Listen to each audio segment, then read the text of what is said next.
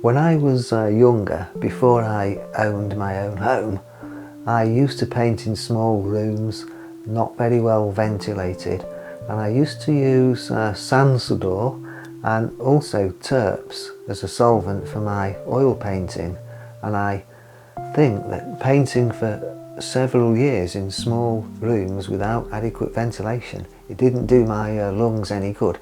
No serious harm, but a little bit of harm, and so it's well worth noting that you should make sure there's some ventilation when you're using the solvents used in oil painting. Now, I've talked about turpentine, which is quite pungent, and I've noticed that if you're painting with turpentine, it gets into the smell of the curtains and everything. You know, my wife a few times complained about it. So I started using so-called low odour solvents. Here's a typical brand. There are several manufacturers who make these. This is retailed by a British firm called Jackson's.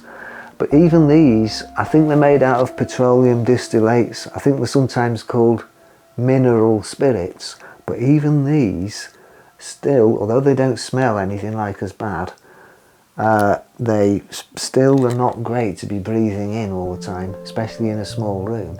If indeed your studio is a small room. I mean, this is quite a small room where I paint.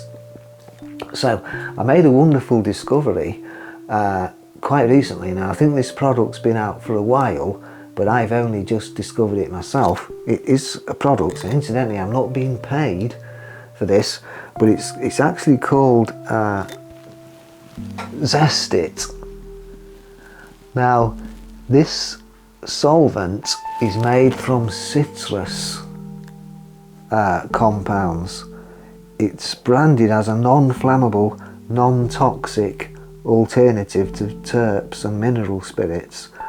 And do you know, this really is good stuff. I've been painting with it now, and I've had a couple of paintings in big exhibitions that were painted with this stuff. It's marvellous.